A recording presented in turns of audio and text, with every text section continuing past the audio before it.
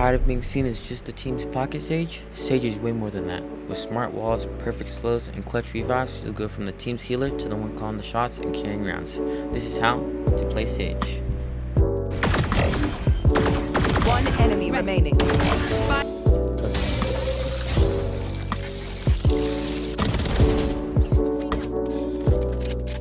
To really play Sage effectively, you need to understand her abilities, so let's break them down. First up is Barrier Orb. It starts at 400 HP, but after 3.3 seconds, it bulks up to 800. The wall lasts a solid 40 seconds, plenty of time to block off a push or revive safely.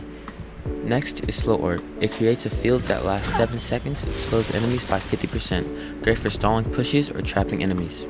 Healing Orb. You can heal your teammates for up to 100 HP over 5 seconds, and if you're hurt, you can heal yourself for 50 HP. The cooldown is 45 seconds, so use it wisely. Last player standing. And lastly, Resurrection. It brings back a dead teammate with full HP and takes 3.3 seconds. This feels... Alright, now that you know what Sage can do, let's talk about how to actually use her, whether you're locking down sites on defense or making plays on attack. Starting off with spacing walls. These are the ones you want to place early when entering a site to give your team space and safety to work with. They help you take control and create room to plant or clear angles.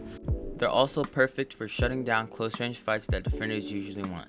They force players to reposition, burn utility, or take a risky play just to stay in the round. Haven's probably the map where you use these kind of walls the most because you can place them on A, B, or C.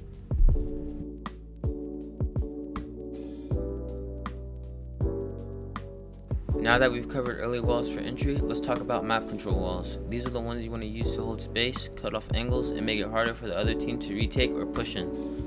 And if I have to be honest, these are probably one of the most important walls you can have on attack. Now these walls aren't just about blocking, they're about forcing decisions. Every time you place one, you make the other team react.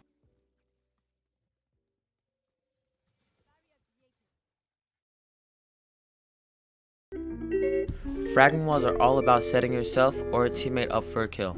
Unlike spacing or control walls, these aren't meant to block or stall. They're made to create off angles, boost for a surprise peek, or bait the enemy into a bad fight.